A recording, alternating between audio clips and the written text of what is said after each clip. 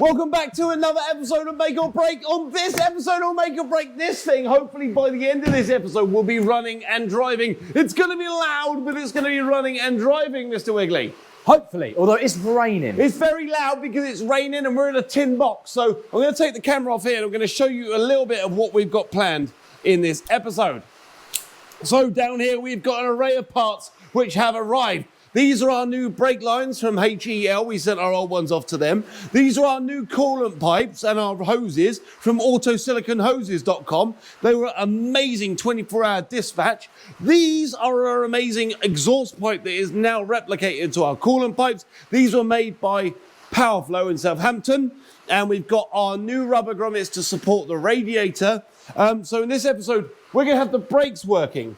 We're also going to have the cooling system plumbed in and working and not overheating. We're also going to start buttoning up the aluminium panels underneath here. This may be a next issue kind of problem, but maybe. Mr. Wiggly's put a new brake pipe on. He's turned the brake disc round that everyone was complaining about. Go that way because the light's too bright. I was trying to stay away. Everyone was complaining about your discs that was all around. I got a bit carried away when I was bolting the discs together.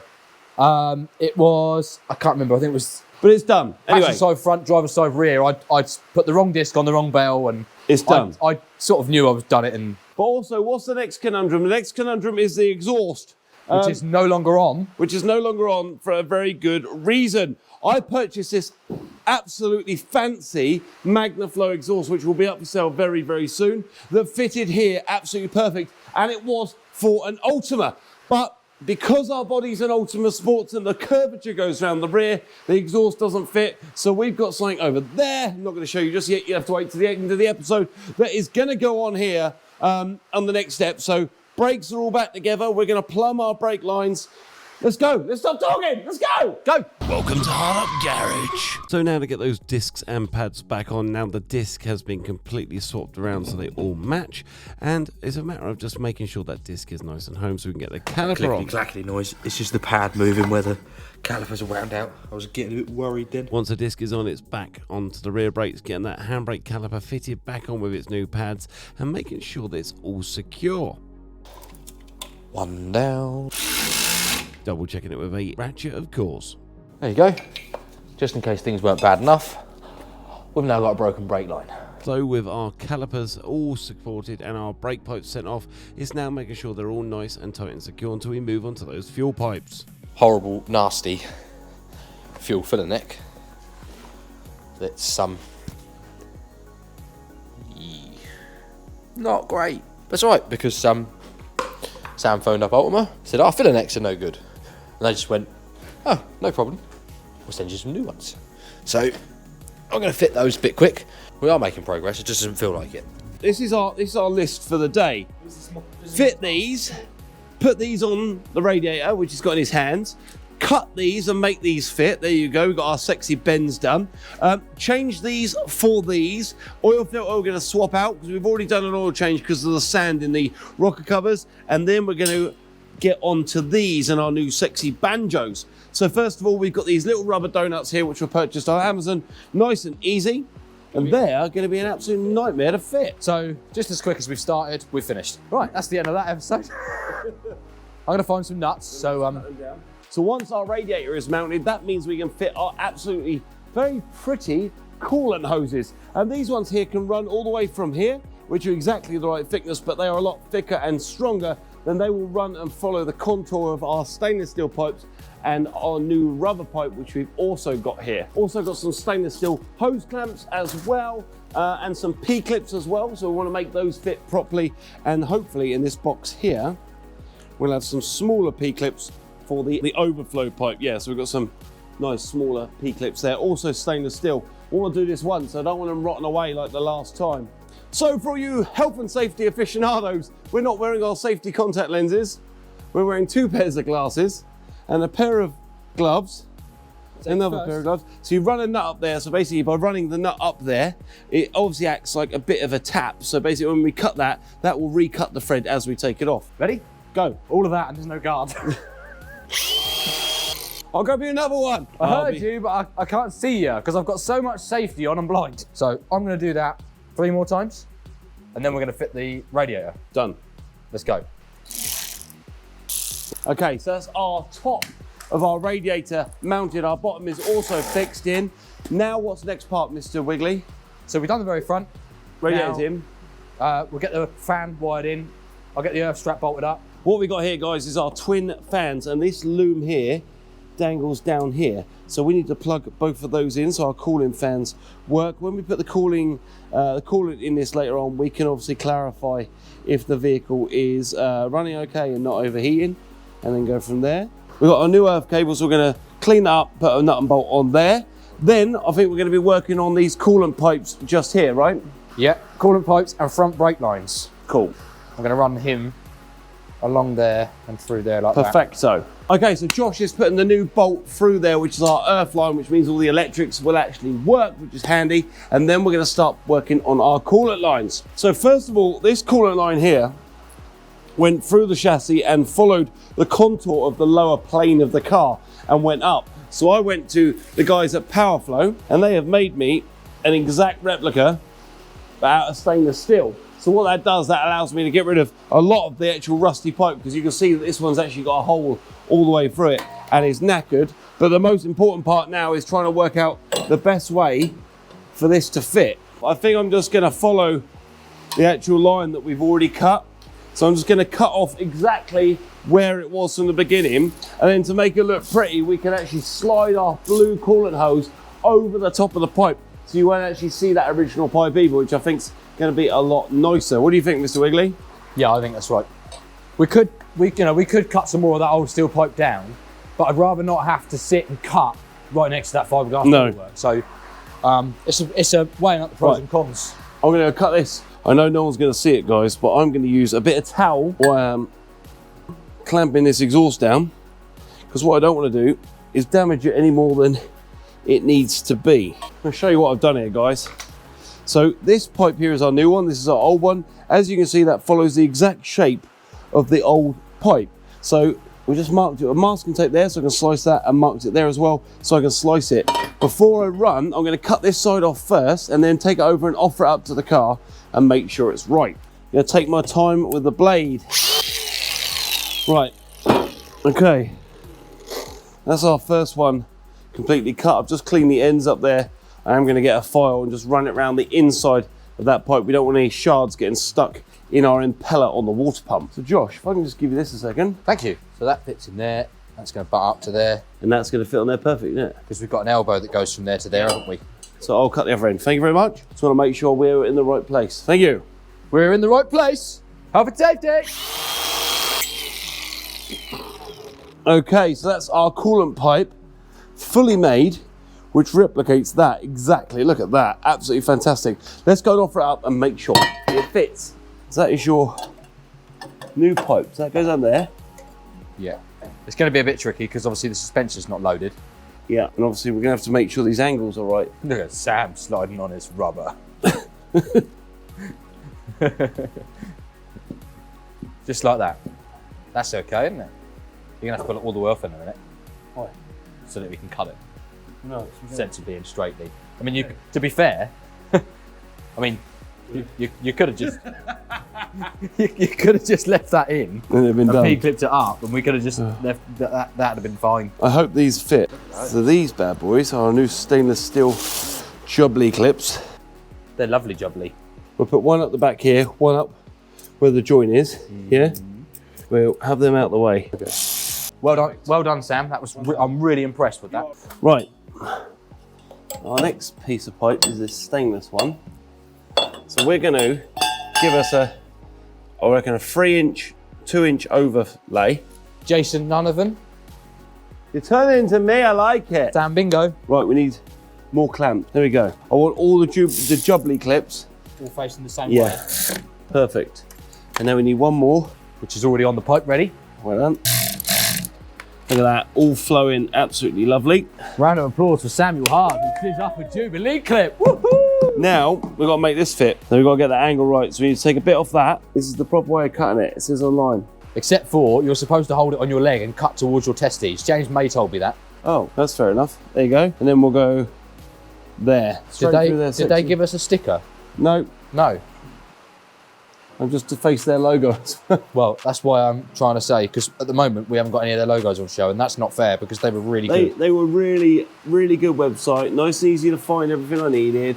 Lots of cars for OE fitment as well. So like if you've got an NSX or you've got whatever, they've got a lot of stuff that is already pre-made. Where's our clamps? Here we go. So we're gonna need 2 more clamps. One. One there, one there. There's already one on the pipe. Oh, well Then put that one on the silicon hose, okay? oh. Right, then you're gonna. We're not gonna be able to, guys, on this one, have our Jubilee clips match the back ones. You can have this, the front two match each other. You're Yeah, gonna want to so- pull that hose out slightly. There we go, right. I'm like a proud dad. What we want to do is try and pull that like that. There you go. It's not gonna move, is it? Cool. Right, that's that one done. That's not rubbing on anything. That's not even. It's almost like you had that made to measure. Right, so we'll cut that there, yeah? Yeah, that's it, after that. And then our joining piece, which I'm now gonna run off with the camera and find. Unless you're sat on it. You're sat There on it it. Right, so the priority here, guys, is look at this pipe here. Our roll bit has been not doing its job because the cable ties that whoever fitted that with allowed the pipe to like collapse. Making it very, look at my cheeks, eh? Right, but the new one is More better, right? more gooder. New Jubilee clips. I'm gonna push this in here Yep. and hope It's tight, but it will go we in. might have to get some hot water. You have to do it the horrible old-fashioned way. Here you go. Okay, so we've run our new overflow pipe from the front to the rear. I've used a sleeve bit of blue silicone over here just to make it look a bit pretty. It doesn't do anything apart from look blue. Now we've got these lovely rubberized P-clips, which they are not going to collapse our pipe. And the next part is, obviously I want to fit them over the pipe like so. And these were supplied by the company and they will just fit nicely over the top, hold our pipe in place. I can just throw a nice rivet in there and that hold that out the way, and then another one the same over here. I'm going to make my P-clips go exactly the same way on both sides because I don't want them to I want them to match basically. So our P-clips are too small because basically I measured the inner diameter of the old pipe and the outer diameter of the old pipe. The new pipe is a lot better walled. It's triple silicon walled. So I'm going to get some bigger P-clips instead of trying to bodge it and cheat. That's one side done. So we've got our stainless steel pipe. So we have our new silicon hoses running from the front with our stainless perfect bent pipe following up the contour of the rad going to the front. So that's all good. And now we've got our other piece of stainless pipe and another coolant hose, and then we're going to run that on this side. So then that'll be our rad plumbed in, Mr. Wiggly. That'll be another job that we can say is finished. Look, there'll be an empty space on my big cardboard filing rack. A void. Let's do it. We've got our new piece with our perfect bend in it, and we're going to have to mask it up again so we get our perfect line. There's our one mark and then our second mark. So gloves on, goggles on, and let's get this cut. So one side done. I'm going to flip that round, add the rest of our masking tape to it so I can follow the line perfectly round. There you have it. Sorry about the rain, guys. Number 2.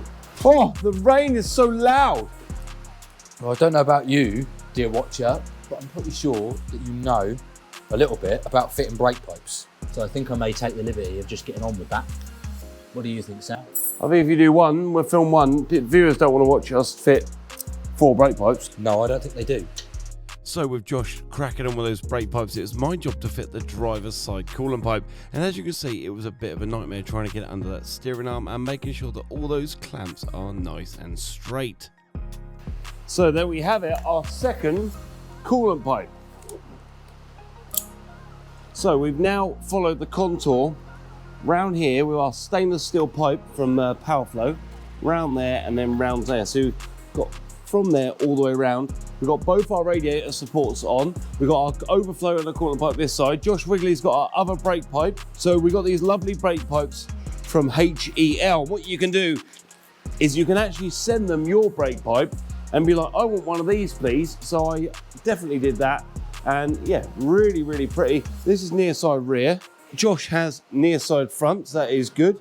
And he is just running it from the caliper all the way around. On the other one that we haven't replaced yet. We have a union that goes in and it twiddles on, but these got a beautiful banjo, which obviously allows us to flow the brake line differently. We're not sure what route we're going to take with this just yet.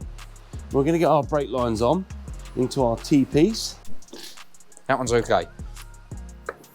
It doesn't feel very nice. Just don't snap it. We can pressurise them up. If he leaks, we can play with it, can't we? Yeah? Yeah. And then that's going to want to come.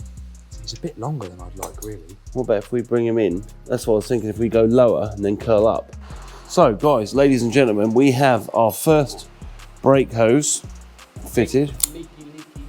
So, we've connected it up here. It goes underneath the washer bottle, round our shock absorber, which we're going to make sure the best way of clearance so that it doesn't touch this coil spring whatsoever. So having it like that is completely not touching anything whatsoever, and it also doesn't touch our hub. We're going to turn our steering left to right and just make sure that there's no interference on that brake pipe whatsoever. Not using loads of. Okay, so we're not at the moment touching anything here. There's a big air gap all the way around that pipe and then all the way around here. What we're going to do is he's going to turn the steering left to right. Yeah.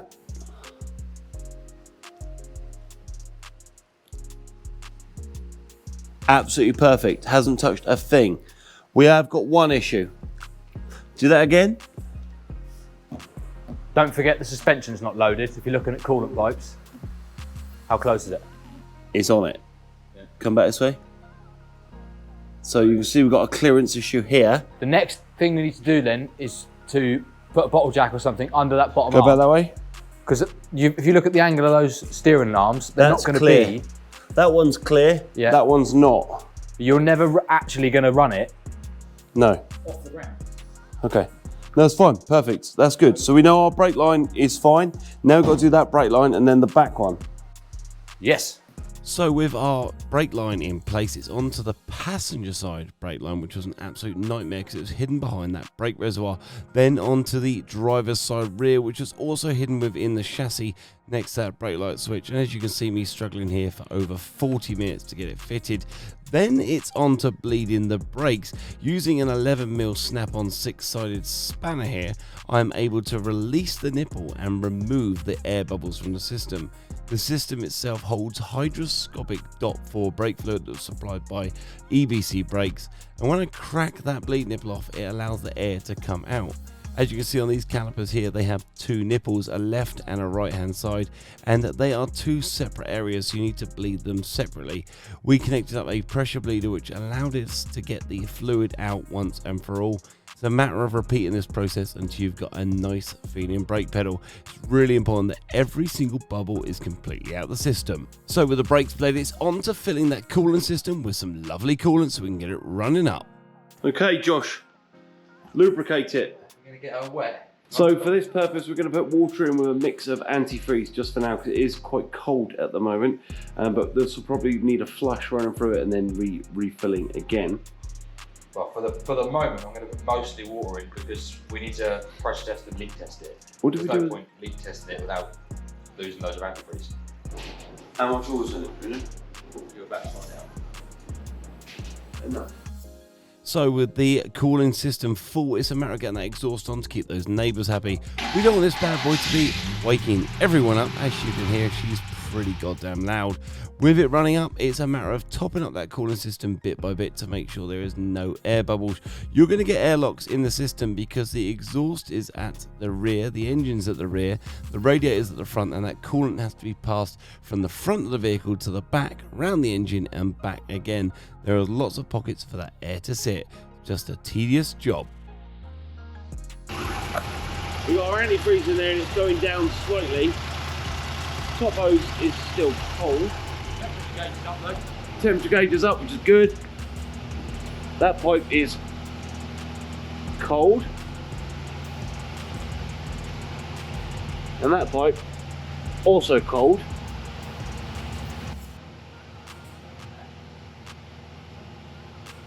Hopefully there's an airlock in there. We get it flowing. Yeah, this one's cold at the moment. Start to warm up though. So the water starts to flow, obviously it goes in through the top ends up at the bottom. We've got no fans kicking in just yet.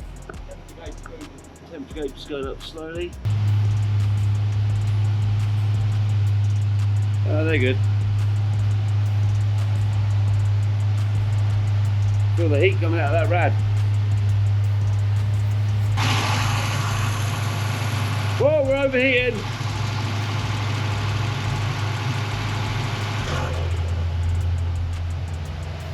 Oh, mate, that's amazing news. So after a little while, we found out that the cooling fans did kick in, which is absolutely fantastic. And now it's on to draining the oil.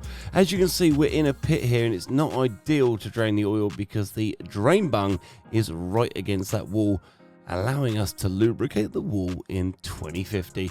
And you can see how black and dirty that oil is. It was definitely in need of a change. After we air blasted those rocker covers, we drained the oil and then refilled it again with some 2050 after cleaning all those air breathers out to make sure there was no sand or grit in the rocker covers. And with the oil completely drained, it's on to changing that oil filter. Once again, the oil filter is hidden within the chassis. As you can see here, that Pennzoil filter is right down deep.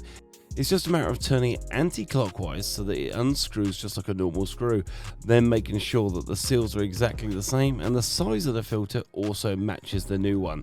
We have checked the part numbers here, guys, but it is imperative that these basic checks become normal because that will save you in the long run. You don't want this car pouring oil all over the floor. Then we're going to end the video just there on a picture of Josh's derriere while he's screwing the oil filter back on. We're taking this amazing car over to our friends at Powerflow in Southampton to have an amazing exhaust fitted. On the next episode, you're going to see us put our new wheel nuts on, our brand new wheels on to make sure they have clearance against those EBC calipers, and then this bad boy hopefully will be driven onto the trailer and off to Southampton. Guys, looking forward to seeing you next time. Remember, 75% of you aren't subscribed, so please hit that subscribe button. If you got a comment, throw it in the comment section. And if you want to do it, hit that like button. See you next time. Thanks for watching, guys, but now what you got to do is hit that subscribe button, followed by the bell icon. What the bell icon allows you to do is let you know when we release new videos every single week, including this crazy video with Snoop Dogg's Cadillac Coupe de Ville. We're also available on amazing platforms like Facebook, YouTube Shorts, Instagram, and even TikTok. Thanks for watching, and we'll see you next week. Keep being amazing. Sounded like a real new anthem. Shawty saw my wallet, now she think a new ransom. Whoa, telling me she wanted me to hammer. Trying to get saved, baby, I am not the answer. No.